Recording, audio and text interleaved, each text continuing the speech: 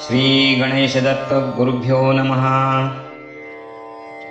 काषाय वस्त्रं करदण्डधारणं कमण्डलो पद्मकरेण शङ्खं चक्रं गदां भूषरभूषणाढ्यं श्रीपादराजं शरणं प्रपद्ये। सद्गुरू परमपूज्य श्री रामकृष्ण क्षीरसागर स्वामींना वंदन करून संघटित सत्संग मंडळांच्या या गुरुकार्यातील मोहिमेमधल्या 1320व्या भागाचे मी पठण करीत आहे। आज कार्तिक कृष्ण नवमी, बुधवार दिनांक 6 डिसेंबर 2023।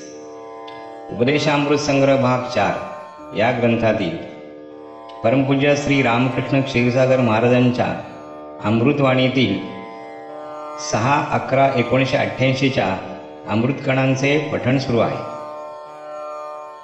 परमपूज्य गुरुदेव आपल्या प्रासादिक वाणीतून भक्तांनी विचारलेल्या प्रश्नांना खुलासा करीत आहेत। प्रश्न आहे, जीवनात सुखी व यशस्वी कोणास म्हणावे?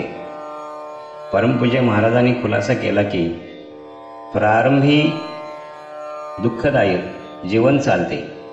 जीवनाचे प्रारंभी कितीही दुःख असेल तर ते सहन करण्याची शक्ती माणसामध्ये असेल। किती दुःख असले तरी त्यातून काही ना काही मार्ग निघतो।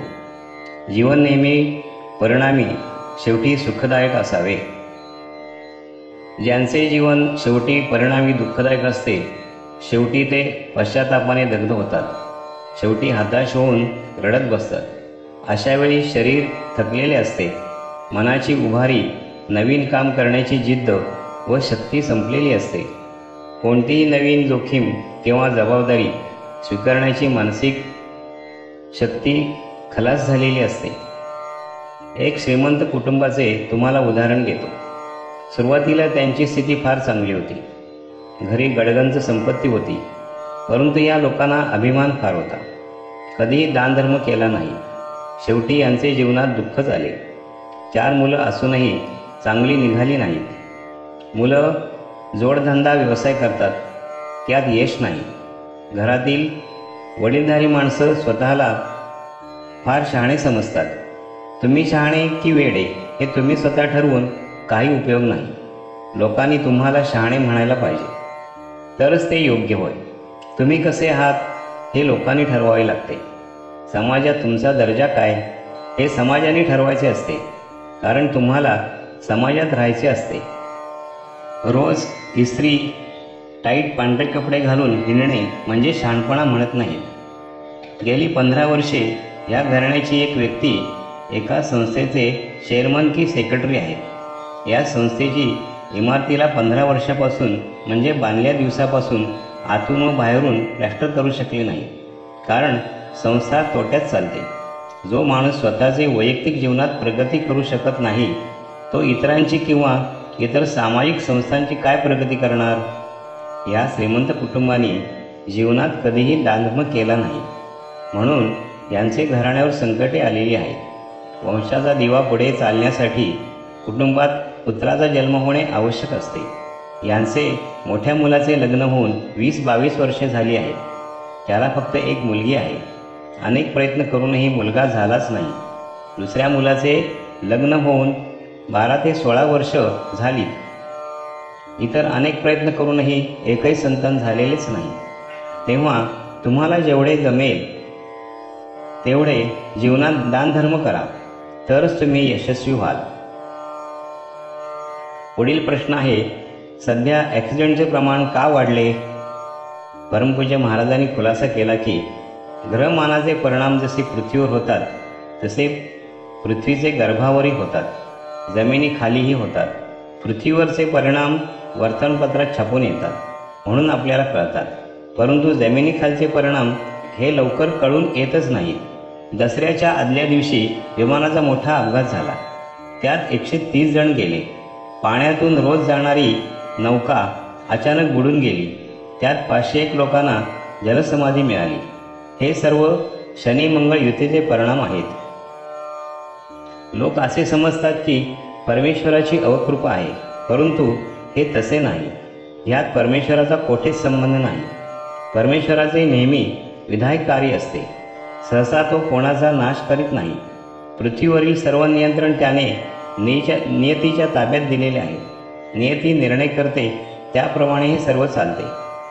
शनी मंगळाची युती जरी फार लांब अंतरावर होत असली तरी त्याचे परिणाम पृथ्वीवर निश्चित होतात. हे परिणाम 1 वर्षापर्यंत चालतात, कारण दोन्ही ग्रह ठराविक अंतर लांब गेल्याशिवाय या युतीचा प्रभाव कमी होत नाही. हे ठराविक लाखो मैलांचे अंतर गाठायला दोघांना 1 वर्षाचा काळ लागतो. जोपर्यंत आपण सावधगिरी बाळगली पाहिजे. कोठेही विनाकारण धोका पत्करू नये. शक्यतो देवाचे स्मरण ठेवावे, म्हणजे योग्य निर्णय घेण्यास बुद्धी मदत करते व योग्य वेळी योग्य सुचते. अपघातामधून वाचता येते किंवा अपघात टाळता येतो. मागील 3-4 वर्षापासून भारतामध्ये दुष्काळाची परिस्थिती होती. पाऊस फार कमी पडत होता.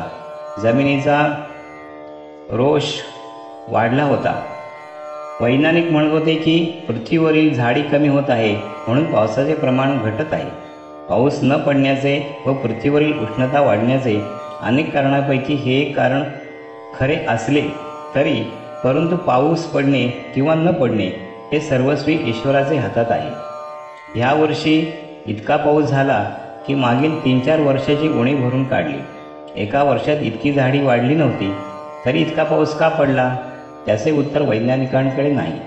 अति पाऊस झाल्यामुळे एक फायदा झाला व एक तोटा झाला. तोटा म्हणजे काही ठिकाणी शेतात उभी पिके होती ती नष्ट झाली. काही ठिकाणी नद्यांना पूर आले. ह्या सर्व गोष्टी नियतीच्या हातात आहेत. त्यात मानव काही करू शकत नाही. नियतीचे परिणाम इतके अफाट असतात की सामान्य मानवांची मती गुंग होऊन जाते. तो काही करू शकत नाही.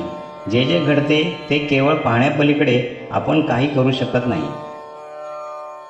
पुढील प्रश्न आहे, काही सामाजिक धार्मिक संघटना किंवा पंथ शिबिर भरवतात. लाखो लोक गोळा करतात, शक्ती प्रदर्शन करतात, परंतु ह्या लोकांची पुढे प्रगती होत नाही, असे का? या प्रश्नाचा खुलासा करताना परमपूज्य महाराजांनी सांगितले, भारतभूमीचे हे वैशिष्ट्य आहे की येथे वैर किंवा ईर्ष्या केलेली चालत नाही. जो दुसऱ्यासाठी वैर करतो तो स्वतःच संपतो. जे दुसऱ्यांशी वैर करतात, तशी विचारसरणी पसरवितात, ते कधीच प्रभावी ठरणार नाही. कारण वैर करणे हे परमेश्वराला मान्य नाही. दोघात वैर नको.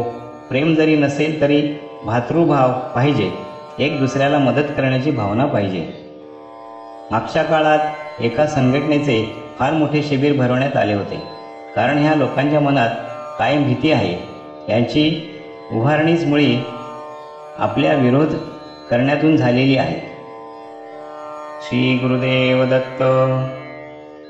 गुरुबंधू आणि भगिनीनो, या पुढील अमृतकणांतील पठणासाठी पुन्हा भेटूया उद्या सकाळी 6 वाजता.